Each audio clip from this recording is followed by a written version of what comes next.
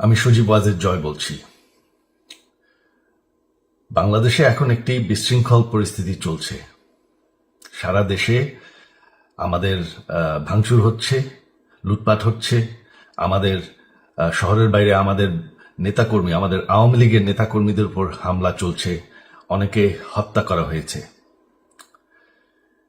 এই পরিস্থিতিতে আমি বলতে চাই, আওয়ামী লীগ হচ্ছে বাংলাদেশের সবথেকে পুরাতন গণতান্ত্রিক এবং সবথেকে বড় দল। আওয়ামী লীগ কিন্তু মরে যায়নি। আওয়ামী লীগ এই দেশকে, বাংলাদেশকে স্বাধীন করেছে। আওয়ামী লীগকে শেষ করা সম্ভব না।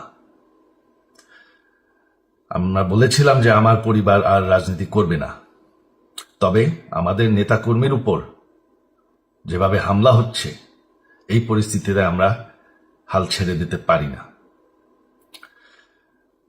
বাংলাদেশে যদি গণতন্ত্র, নতুন বাংলাদেশ গড়ে তুলতে হয়, আওয়ামী লীগ ছাড়া সম্ভব না। আওয়ামী লীগ হচ্ছে সব থেকে বড় দল।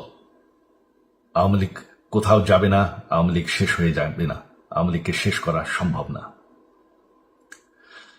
আওয়ামী লীগের নেতাকর্মীদের আমি সবাইকে আহ্বান জানাচ্ছি যে আপনারা সাহস নিয়ে দাঁড়ান। আপনারা একা না, আমরা আছি। বঙ্গবন্ধুর পরিবার কোথাও যায়নি, আমরা আপনাদের সাথে আছি। দেশকে, আমাদের নেতাকর্মীদেরকে, আওয়ামী লীগকে রক্ষা করার জন্য যা প্রয়োজন আমরা করতে প্রস্তুত। এই যে আমাদের বর্তমান যারাই আছে ক্ষমতায়, তাদেরকে আমি বলবো যে আমরাও একটি গণতান্ত্রিক, শৃঙ্খল, নিরাপদ বাংলাদেশ চাই, জঙ্গিবাদ মুক্ত।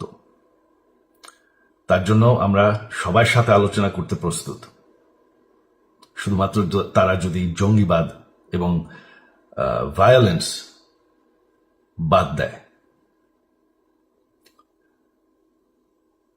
শেখ হাসিনা মরে যাননি, আমরা কোথাও যাইনি। বাংলাদেশ আওয়ামী লীগ ছাড়া গণতন্ত্র, নির্বাচন সম্ভব না।